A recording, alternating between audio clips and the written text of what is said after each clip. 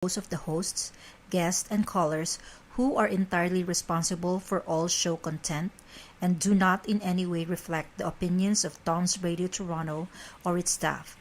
These broadcasts are presented and made public as entertainment and general information only, in the hope that they will be entertaining and informative to listeners. They are not intended to diagnose, treat, cure, or mitigate in any way any disease or condition or to promote any specific lifestyle, belief, religion, political affiliation, or other personal practice, nor is the information presented necessarily accurate or verifiable. Magandang hapon pong muli. Ang aming pong programa ay bumabati po sa lahat ng nakikinig natin ngayong hapon at nakikiusap po kami na kayo po ay live na live po kami ngayon at dito po sa Tom's Radio sa Tinig ng Bayan ay mapapakinggan po ninyo ang samot-samot na aming tatalakayin ngayon. Ngayon po ay katabi ko ang aking host na wala na pong iba kundi si Rhea Santos Joaquin. Magandang hapon po sa lahat ng nakikinig. Subaybayan lamang po ninyo kami at marami po kaming informasyon na maibibigay sa inyo ngayong araw na to. Diba, Tito? Okay, katulad po ng ating na sinasabi sa araw na ito ay magandang panahon, Rhea, ngayon, ano? At tayo naman po ay kitang-kita po natin ngayon at ang North General Hospital sa ngayon ay may kasalukuyang ginagawang community program ng vaccine. Yes. I think na marami po dyan sa Little Manila Park na siniselebrasyon po nila na to encourage to go out and get a vaccine. Vaccine. Hindi po to go out in voting. Hindi po voting doon po yun. Hindi pa po eleksyon. Kaya nga po ang ating mga kababayan ay tinatawagan po natin sa pamagitan po ng ating Tom's Radio ng Tinig ng Bayan na kayo po ay lumabas. We encourage everyone to get a vaccine. Hindi po kayo magsisisi. First dose. But it's your choice. Yes, first dose po yun. Ano? Yeah, first dose. Kasi po may mga kababayan tayong nakausap kanina na sabi pumila sila para sa second dose pero hindi pa. Hindi pa available. Hindi pa available yun. Inuuna pa yata yung first dose. Ikaw ba vaccination na? Yes, I did. One pa lang. One shot pa lang. One. Ako hindi pa. One dose. Hindi pa ako. Ano yung AstraZeneca ba ka ba? O? Pfizer. Pfizer. I think this is I think kung hindi po ako nagkakamali, this is yung ilan ba yan? Pfizer, AstraZeneca, at Moderna. I think na this is ay Moderna kung hindi po ako nagkakamali.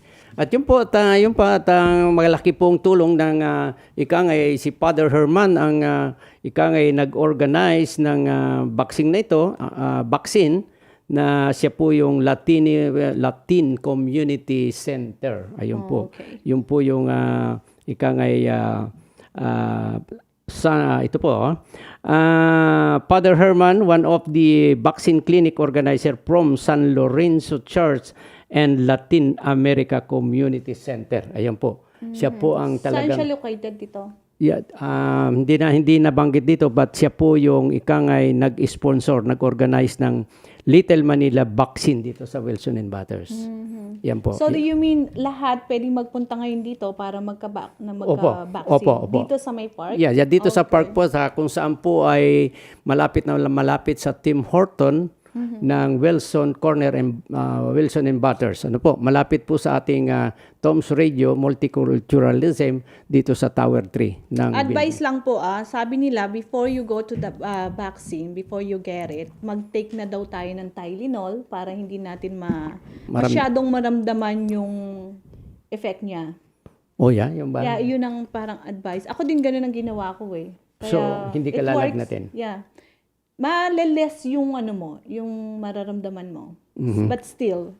Ayun, aywan ko. Para naman yatang sabi ng aking mga kasamahan at marami din nating sinamahan ng isang araw sa community center at saka Chinese cultural center sa Scarborough. Nagkaroon po ng isang pagbabakuna rin at napakarami pong mga Pilipino, not only Pilipino kundi Chinese at lahat pong ethnic group ay nakapila rin at nagpabakuna. So, siguro naman po ay tama rin po ang ating ginagawa para po tayo ay maibsan na at makapagbukas na rin po tayo ng ating mga business kung maabot po yung sinasabi ng city na pwede nang magbukas kung ilang Sa ngayon, percent. ano pa lang nasa 49% pa lang So, ang mga yun. vaccinated. So, as of now, ilan? As of now, 49% 49%. ang Mga Canadian, mga yan. Canadian nagpabakuna. Kasama na tayo doon, kasama na mga Pilipino. Kasama tayo. Ayun, kita mo, alam na alam ng cause ko sapagkat yan po, Research natin. sinisearch po nila yan ang kung ilan ang percent at siguro gusto na ring makapamasyal kung saan lugar itong aking para co-host. makalabas na po tayong lahat Yes. at maging normal na ang ating buhay. Yeah, at saka ngayon at kung bababa ka pa, kung kayo po ay malapit dito sa Wilson and Bates, nakikita po ninyo nagbukas na rin po, nandiyan na po yung mga yung selling and mga bubble tea, Mga yung barbecue, yan pong Republic, nandiyan na po ang Lechon Wilson, nandiyan na rin po yung bubble tea at saka yung Republic, yung food trips at saka yung Tapsilogan. Bukas na po yung FB. Nasa labas po, nakadami pong umuusok na barbecue dyan. Yeah. Talagang pumunta. Pasyal po kayo dito Pasyal sa po may kayo Wilson. at yan po ay Dito, pinupromote din natin sapagkat katulad po ng ilang taon ng COVID-19 ay nakasara ang kanilang restaurant, kumikita lang po sila sa panakanakang pagbubukas ngayong ina-allowed po sa labas. Pero yung inside ay wala pa pong order. Wala pang Maybe dine-in. June 2 or June 14 pa po ang ikangay lockdown. Yun po ang sinasabi ng gobyerno. Ngayon, ang una po nating tatalakayin ay doon sa ating pong Taste of Manila flag raising. Bagamat ang city malapit na po June 13 or 15 ay kasalukuyan po minamaniobra na po ng mga organizer ng flag raising Heritage Month ng 155 Scarborough, yung heritage po natin, at saka itong flag raising sa Little Manila. Okay, tandaan po natin. Okay. So, kaya po tayo, welcome naman po siguro na mag-inquire tayo dito sa mga clinic para po sa ating mga vaccinated. So, at may bisita po kami ngayon at sila po ang ating magiging guest. Kaya po umalis si Tito Rolly. Okay. At muli po ang aming magiging topic ngayon ay tungkol po dito sa COVID vaccination. Dito ginaganap po sa Wilson, sa May Park. At welcome po ang mga iba-ibang lahi, sabi nga ni Kuya.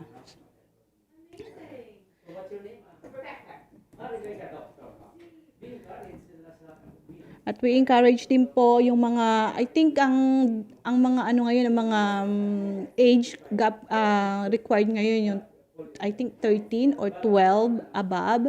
So yung mga teenager dyan, na kayo, magpa-vaccine na kayo para po ma-less na rin po yung mga activities na hindi natin magawa. At mag-commercial muna po kami dahil may bisita po kami dumating. Are you an international student who has recently graduated from a Canadian post-secondary school? If you have graduated from a designated learning institution, you could be eligible to apply for permanent residency under the new pathway set out by Immigration, Refugees, and Citizenship Canada.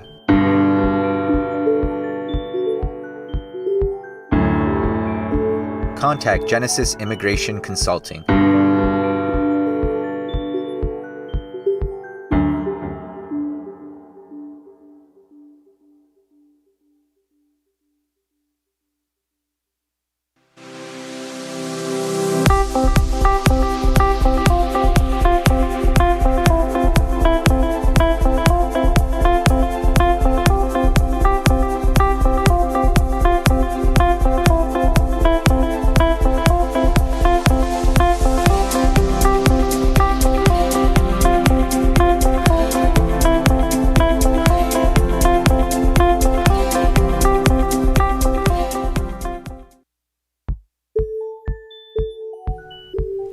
Are you an international student who has recently graduated from a Canadian post-secondary school?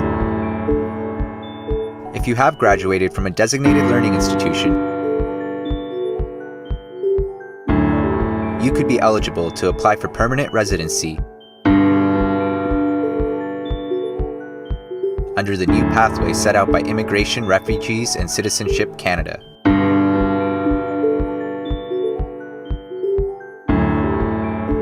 Contact Genesis Immigration Consulting.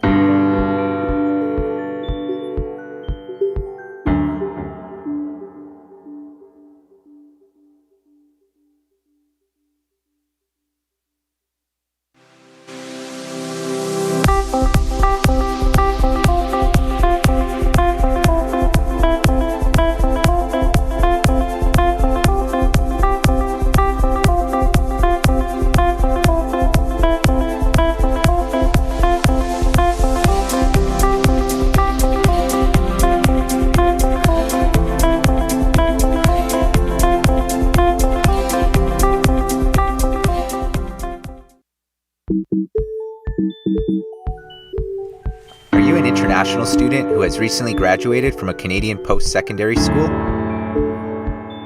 If you have graduated from a designated learning institution,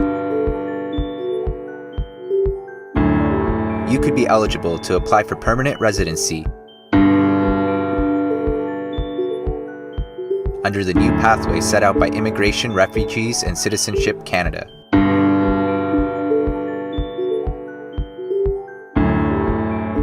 Contact Genesis Immigration Consulting.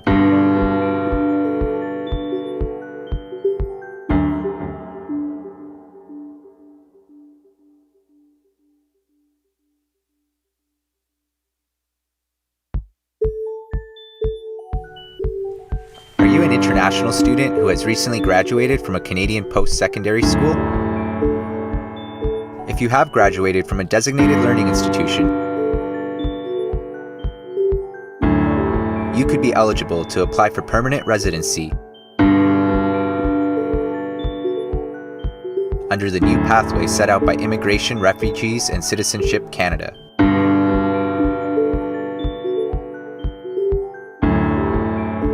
Contact Genesis Immigration Consulting.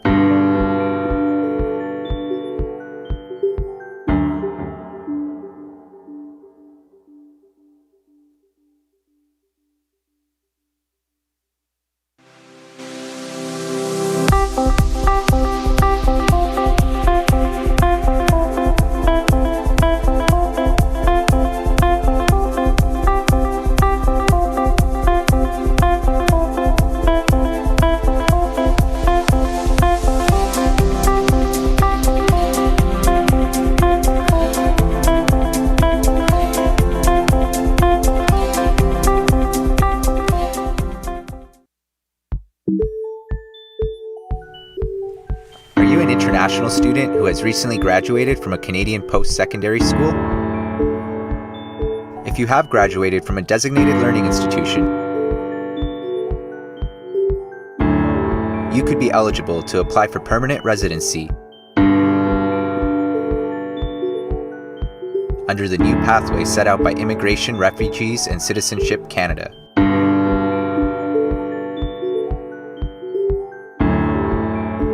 Contact Genesis Immigration Consulting.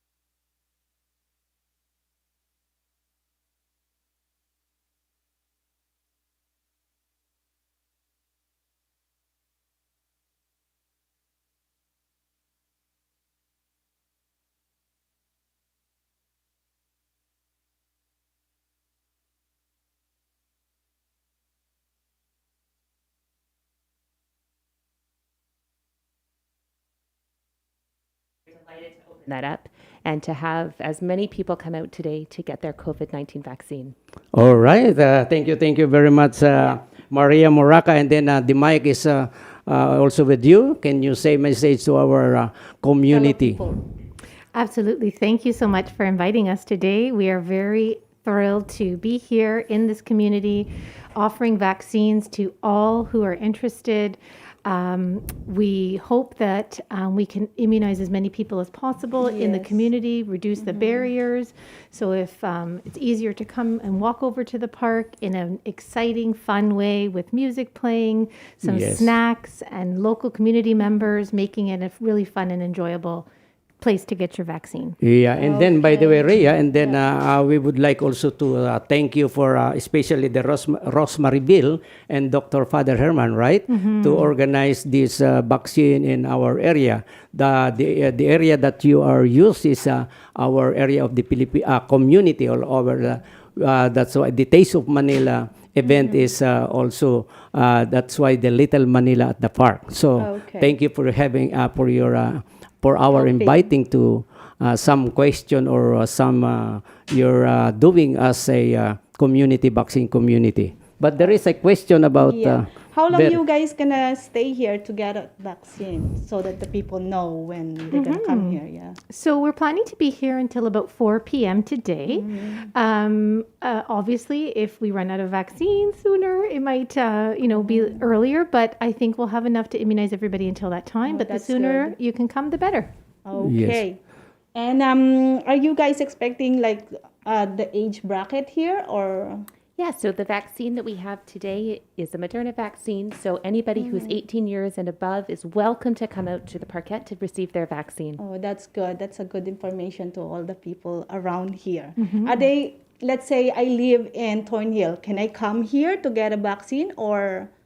Absolutely. At this point, we'd like to open it up to the community because, That's good. somebody might be living Yes. here and they can tell a Yes. family member or friend. So we're trying to, again, reduce any kind of barrier possible.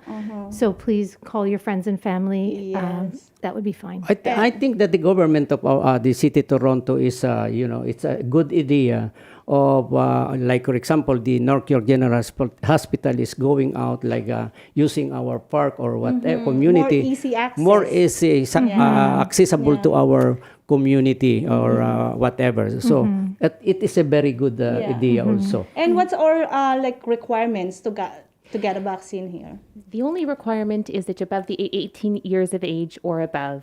So this clinic is specifically a barrier-free clinic. We want to make it as easy as possible for those members of the community to come out and receive a vaccine. So no need a schedule or booking. There's something no like schedule just- required. This is a walk-in clinic. It's outdoors. There's a lot of music playing. There's families that are there, and it's a beautiful day to come and receive your vaccine. So please pop on over Oh, that's anytime before good. 4. Yeah, that's good. So that they have a relaxation before, they can Exactly. come there. You know what? This morning, the vaccine is not start to our community. I was door to door going to store to encourage to vaccine there. I have I think 17 or 20 right now to pull in line them. But the other person that I invite them are second dose, but and then come back and then he told me he come back to me that Tito Rolly is a first dose only, not second dose. That's it. That anyway that is I'm doing to I help to encourage to people because I live here around 27 years ago. Yeah. As part of the Ontario, we're part of the North York Toronto Health Partners Ontario Health Team. And what is so important about Ontario Health Teams is that we can partner up with our community partners who know their communities best and Yes. to help to support the outreach to reach those community members. So we're very, very grateful for the partnerships that exist and have been able to make this clinic such a success today. Okay, yeah. That's why we are very thanks for your organize, especially Father Herman, that sponsor the North York General Hospital. Am I right? To doing the Organize vaccine, this. organize the community, and the people here, our not only Filipino, as very very thank for your giving us to thank for your coming here to our area. Okay, there is a question up here. They said, what is the difference between Moderna or Pfizer? Is there any difference between two of that? No, so both Moderna and Pfizer vaccines are mRNA vaccine. It's the same technology. They both provide excellent coverage and protection from COVID-19. And so very, very similar. Same, Okay. we would use them interchangeably. Just the name. Just the name. Yeah. So some people are very concerned about it. Who's taking this, who's taking that. So yeah. And what guys you like to advise the people having this opportunity to get a vaccine today? It's just like easy. You can come and have a vaccine. Exactly. We know that there are different barriers that exist for different people. For some, it's being able to schedule an appointment because it doesn't work with their schedules. For some, it's how to access it online. That's the purpose of a clinic like this, right in the community without any barriers. No scheduling. You just come, walk in, and we have the vaccination ready and waiting. Okay. To all the people out there, they just going to stay here 4 o'clock, right? And no health card either. Oh, no health card. You see, you guys. Oh, no health card. Yeah. Nope. There's No health card. So requirements. that's only walk in and then the It's just like no drive-through. identification. Yeah. Yeah. So there are some question about how many percent in our Canadian that already Vaccinated. How many percent? If you don't, if you, Yes, so we've reached about 65% in Yeah. Ontario, which is a wonderful, wonderful milestone. We know that there are still some who haven't been able to receive their first dose, and that's what our clinic is really aiming today, is to try to reach out to those people who still need a first dose.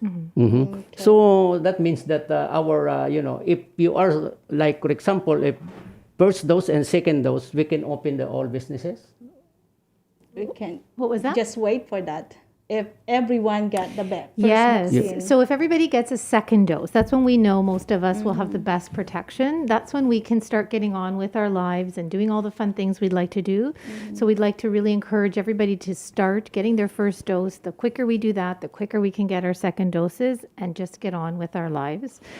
The other thing I'll say is that, as Rebecca alluded to, there's some other communities that we're still trying to access. So tomorrow, for example, will be at Yonge and Shepherd. So another area, the Yonge corridor between Shepherd and Finch, that needs a little bit of help getting immunized. So we'll be there bringing, again, the vaccinator bus to that location and trying to help patients get immunized in their community easily and quickly. Speaking of all the location that you said, if there's any website that they can, search? Yeah, so the best place to go is the North York General Hospital webpage. And there's all the information about the current clinics that are operating today and over the next few days. Oh, that's good. That's good. Yeah. So you are a North York General Hospital in Leslie, right? How many years that you have been? I've been there for 15 years approximately. Yeah, we're both family physicians. We see family practice in a patient. We teach and we help with some of these initiatives through the hospital. Yes, I remember when I worked with the Philippine embassy here.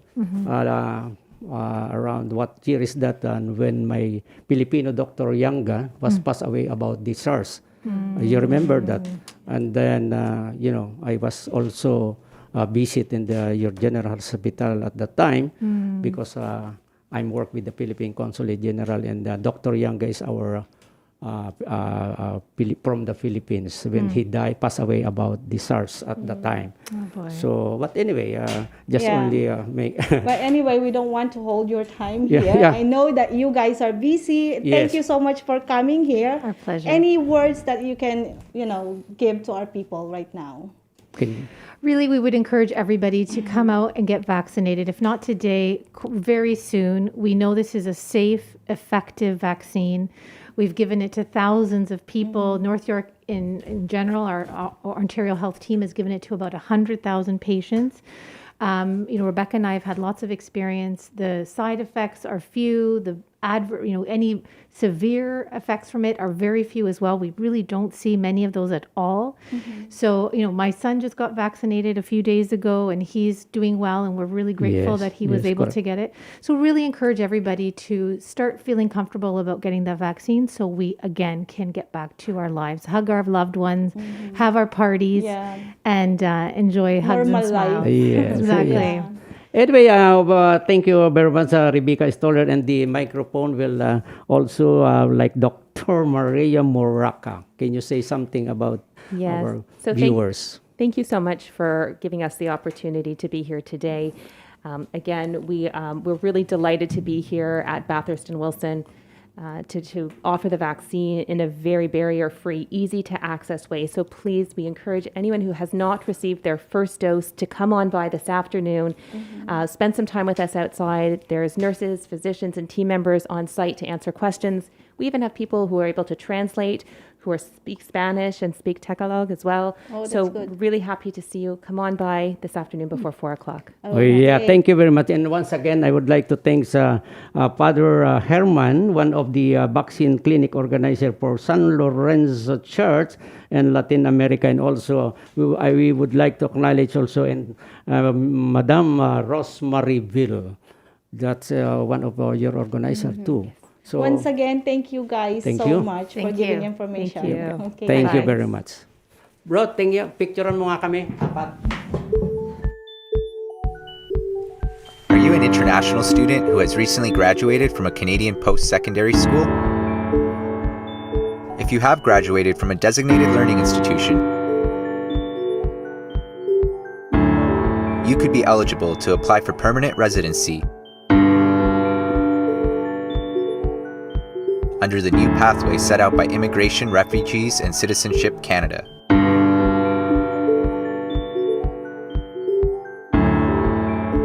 Contact Genesis Immigration Consulting.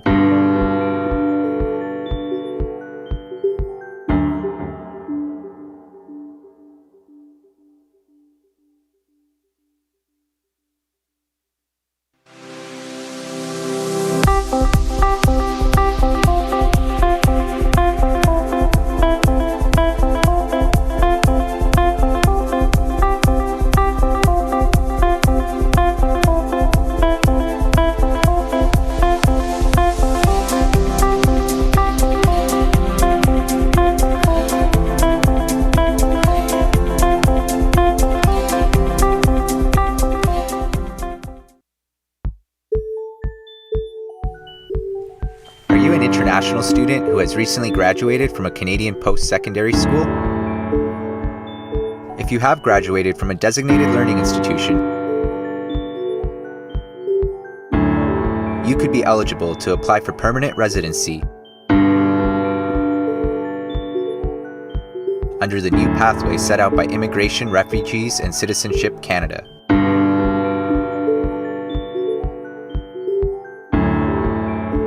Contact Genesis Immigration Consulting.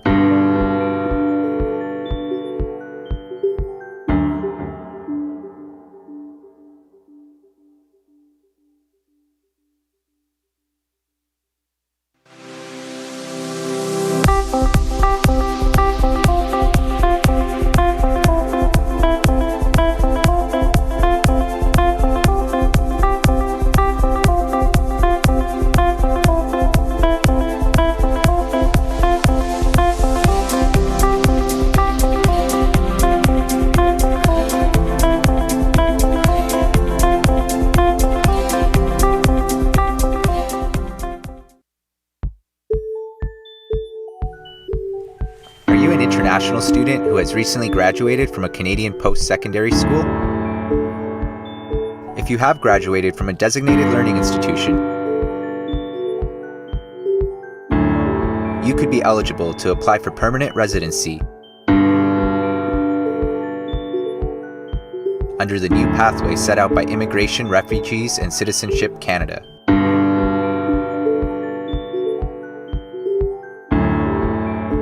Contact Genesis Immigration Consulting.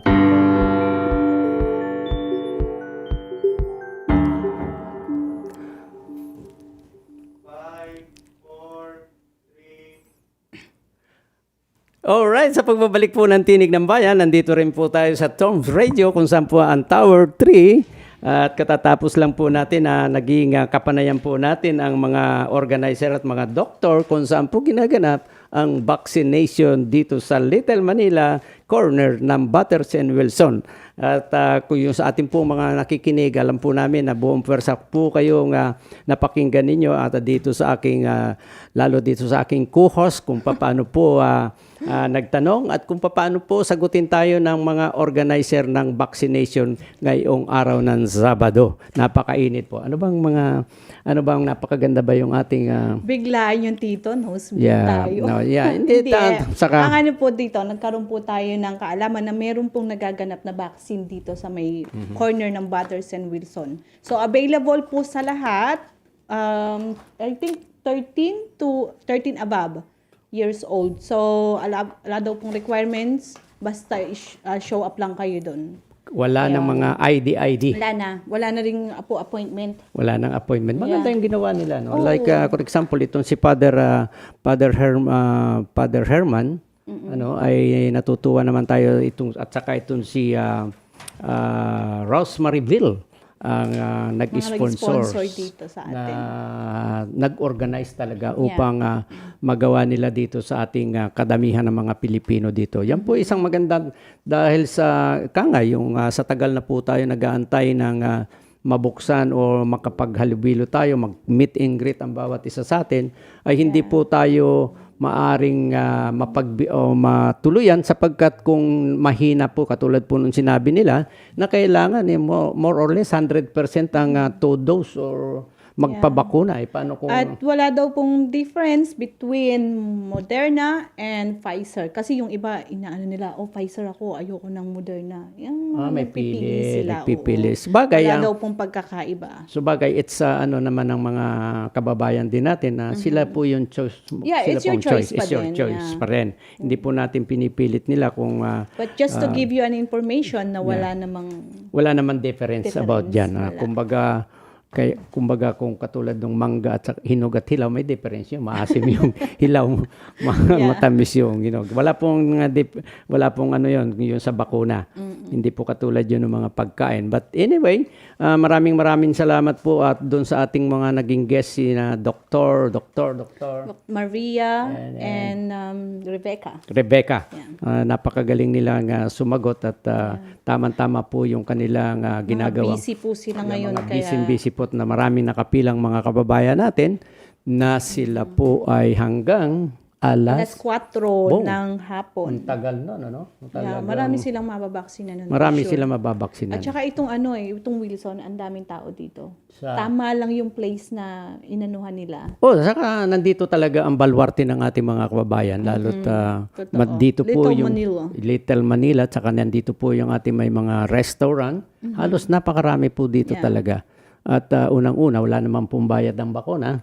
At saka wala po namang mga ID ang hinihingi nila. Wala.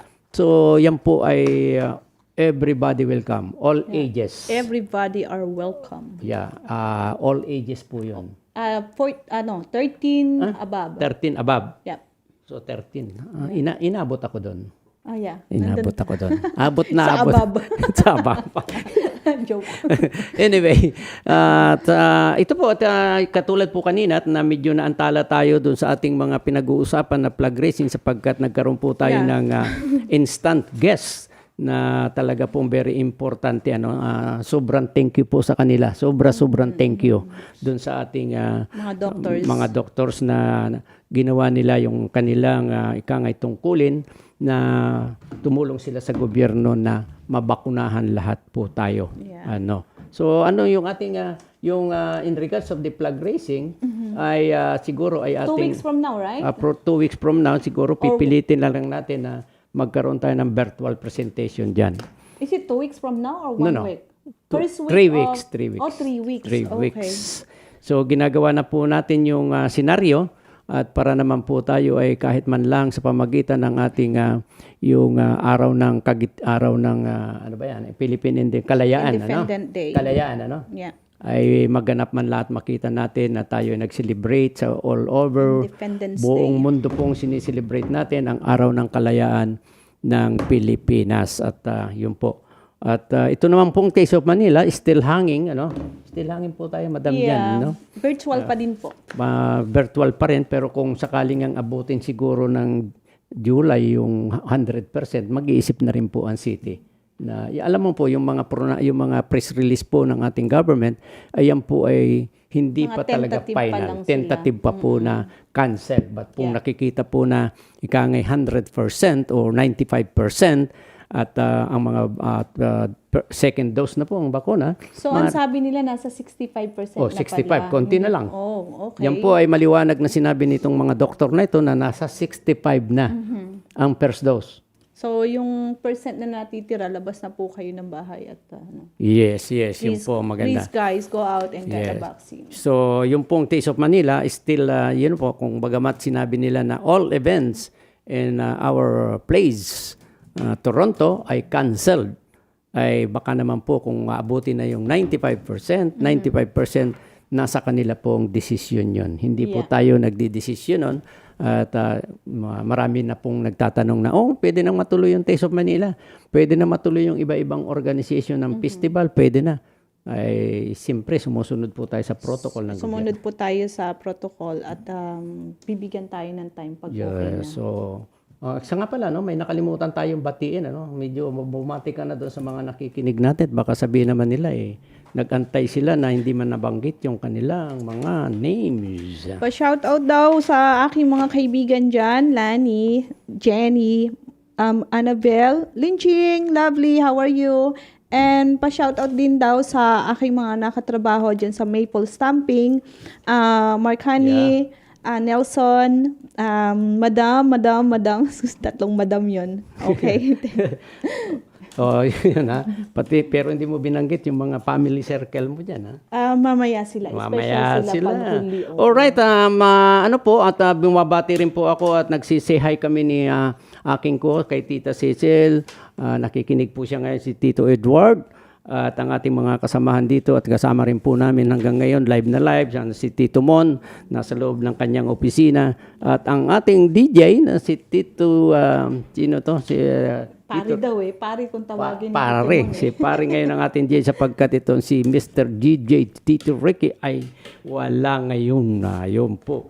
At binabati po natin ang ating mga kasamahan, Josie, at saka si Ian, at lalo na itong ating mga, yung harina pala, nakalimutan natin. Dadating na naman yung tinapay, hindi pa natin napapakit. Danny, Family Harina, nakikinig po kayo. Marami Sila pong, friend natin dyan. maraming salamat. Tita Evelyn, Evelyn Salong. Ayan po, Republica, Food Trip, si Nina, at nakikinig din po sila. At ang may-ari ng Jolly Tops at saka itong si Tito Ritzy ng Tapsilog. Nakikinig din po yun. Masarap po yung Paris dyan.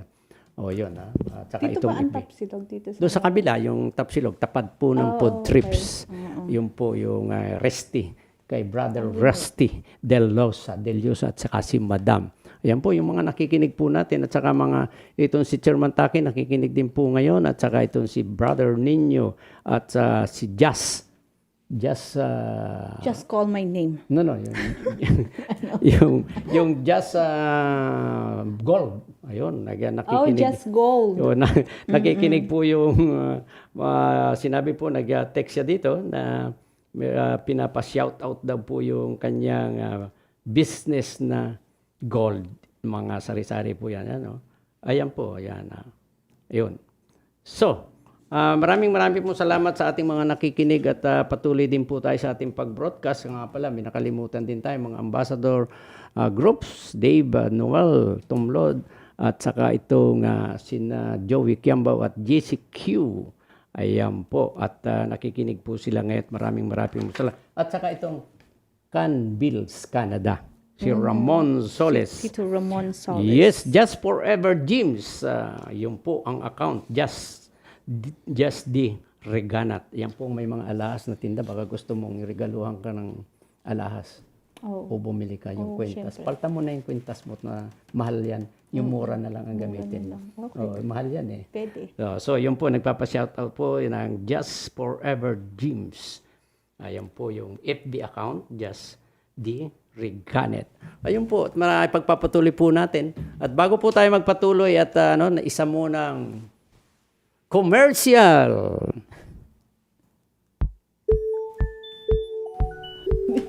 Are you an international student who has recently graduated from a Canadian post-secondary school? If you have graduated from a designated learning institution, you could be eligible to apply for permanent residency under the new pathway set out by Immigration, Refugees, and Citizenship Canada.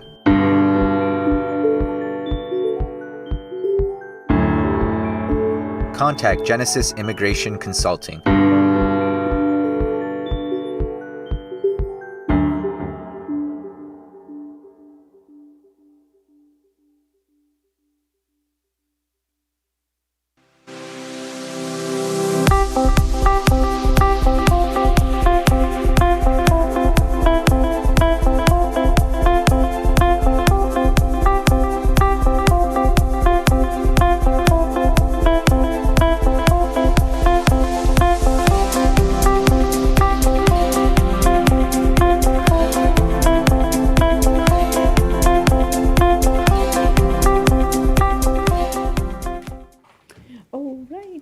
Alright, nandito na naman po tayo at sa kaunti pong sandali ay meron pa po tayong ibang tatalakayin at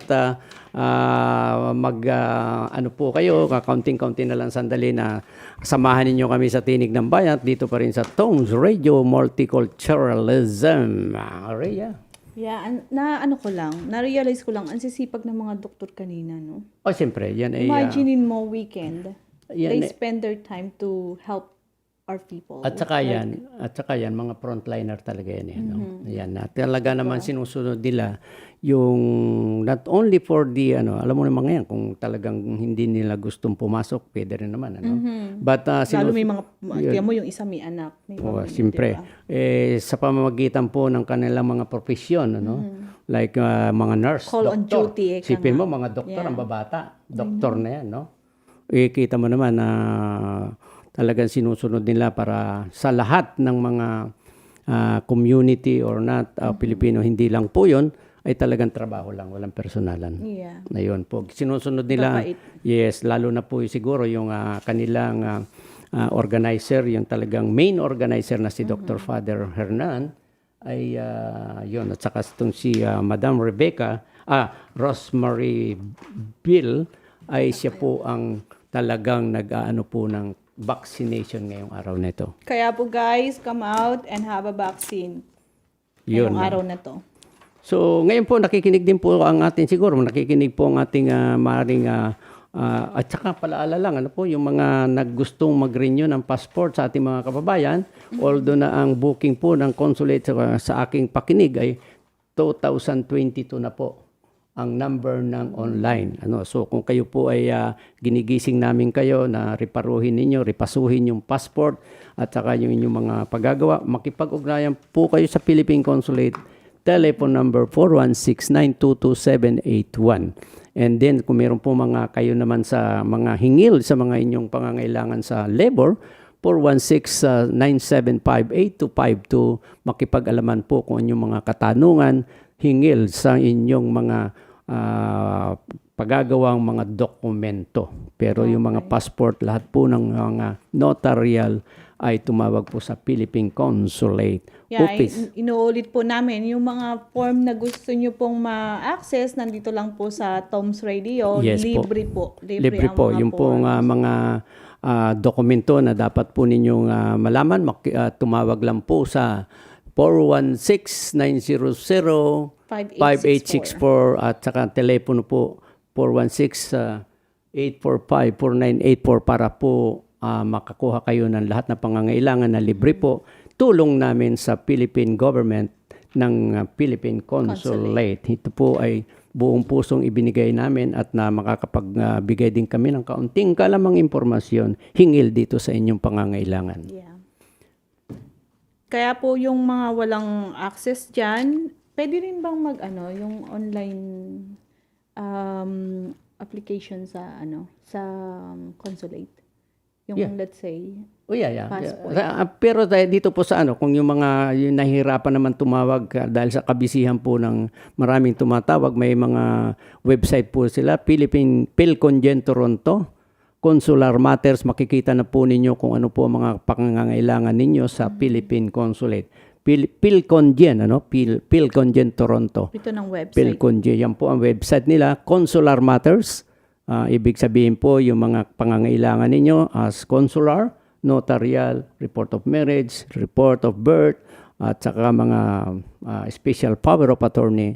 Tingnan po ninyo ang website nila. Kung nahirapan po kayo. NBI, di ba? NBI, meron din po kami sa Genesis MBI Processing Fingerprint, Genesis Immigration Consultants. Nandito rin po sa Tower 3 sa tatlong palapag ng building. Ayun po, very easy po yun. Very easy access na po tayo. Punta lang tayo dito sa may Butlers and Wilson. So, yun po at marami pong nakikinig sa atin at kami po ay kunting-kunti na pong minuto ang nalalabi sa amin Tinig ng Bayan at sa Sabado po kami ay magbabalik at makikita rin po ninyong live na live ang kagandahan ng aking kuhos at ang inyong kagwapuhang Tito Rolly Aray. Ayun po at Siya na bumuhat ng bangko niya. ako na po.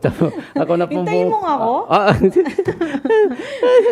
Siyempre, baka mamaya, ang daming, may nagsabi naman, totoo daw naman eh. Sabi niya, ayan, totoo naman na maganda yung co-host. Ayan, yun. So, Rhea, at tayo po ay sa pamamagitan po ng Tinig ng Bayan at ng ating Toms Radio ay magpapaalam na po siguro ang aking co-host.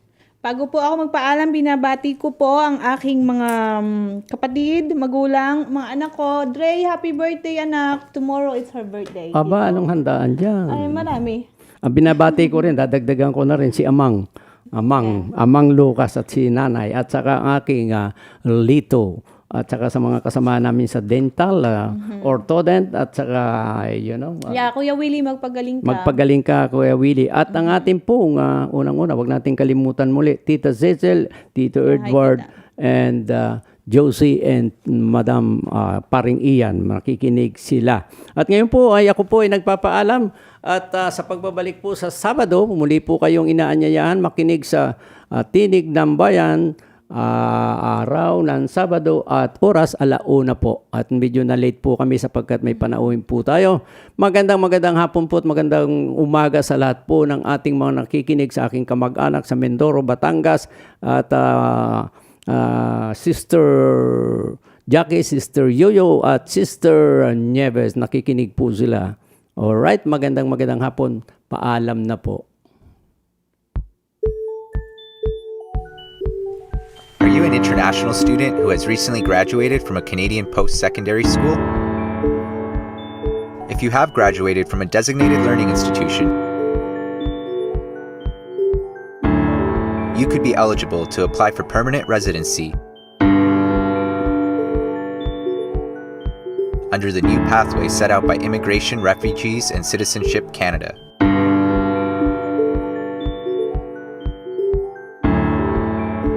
Contact Genesis Immigration Consulting